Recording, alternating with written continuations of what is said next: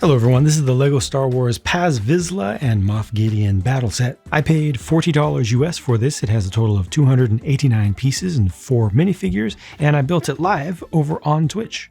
Obviously, this is from the Imperial Remnant base in Mandalorian Season 3, and this captures the scene pretty well. You have just a little bit of rock build over here, but a nice door that's fully built up. It does not have any actual windows in it, so you've got space in there, but I like the shaping of that. You're able to open the door, and it will hold itself open automatically, as well as a latch in the back. So looking around the other side, unfortunately, there is a little bit of space in this cave that you can use, but there's just this one screen inside on a sticker. At least there is some detail there, but it would have been nice to have some additional, just small accessories around the base. There's one clip here you can attach a minifig accessory to that, and then over here is a bar. The other side has a clip as well, and this is intended to just be connected to other things. I really feel like a lot of people make too much of a big deal about the inclusion of a little clip or bar piece. It's really not that big of a deal, but it does allow it to easily connect loosely to another set. So they've got the ambush set out right now at the same time as this, which I will review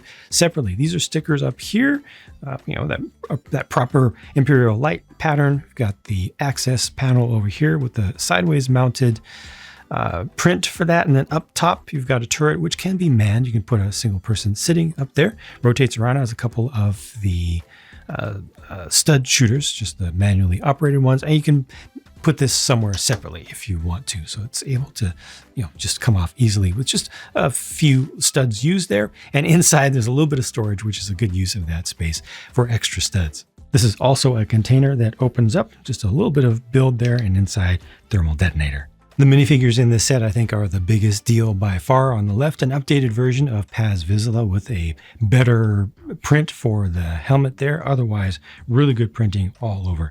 Good color, good saturation, good production.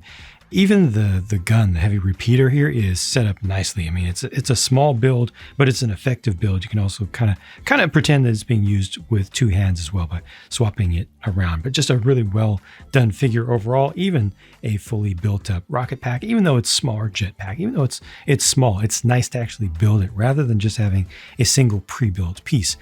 Gideon over here with his Gar Saxon wannabe getup has really good printing. I think that has very good graphic design as well, especially the choice of the lighter gray color that has more contrast than the usual dark gray that they would use, so it's much more visible. I feel like the visor position might be a little bit low on that one, but there might be some limitations on how they can pad print that. Overall, it looks pretty good, but it's missing the all-important cape.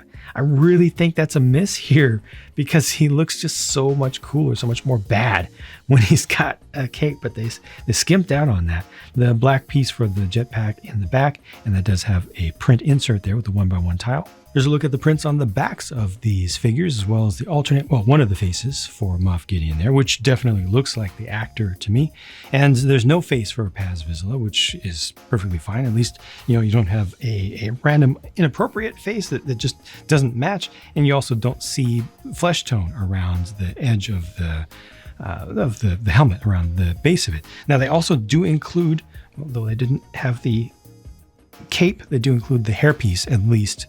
That's not too bad. That works out. And then there are the two Imperial Praetorian Guards with the Mandalorian era appropriate design for the helmets, which I think looks good. Overall, I think that both of these figures are done well. Once again, actually building up the weapons feels good to me. It's just more of a Lego thing to do than having something pre-built or pre-molded for a specific purpose. And in this case, I think both work fine. And underneath here, hey, once again, no face is used, and they just have the red. I think they could have gone with black, but hey, getting the red is just something we don't get as frequently. So it's nice to get more of those out on the market. And overall, I think that these are good. There's a quick look at the leftover pieces, including the two spare prints, and this is what the sticker sheet looked like. So everything's rectangular. Again, I paid $40 US for this. It's 40 euros, 35 pounds UK, or $50 Canadian for the 289 pieces with 4 minifigures. I don't like the price for this overall for the amount of stuff that you get here. I think that for this price, it should have included all 3 of the scene appropriate Imperial Praetorian Guards. I think that would have made this set make sense. Really would have liked to get a cape here as well. But at least one of those, and between the two, I think that having the third Praetorian Guard would have made this correct. You know, missing one, this really is a specific scene set. It's not always that Lego does that. Oftentimes they'll grab from different things from different times, but this is absolutely a one single scene display and play set, and there's just something major missing. And that's another figure, which I think would have been appropriate for the price. So I think this one's a little bit overpriced, but what is here is mostly very good, with the exception, I keep coming back to that cape. Really, really good here. Everything that is here is good. That's what it is, isn't it? Everything that is here is good, including the build. It just could have used more things, especially for that price. There you go. Those are my thoughts. Thank you for watching, and I'll talk to you soon.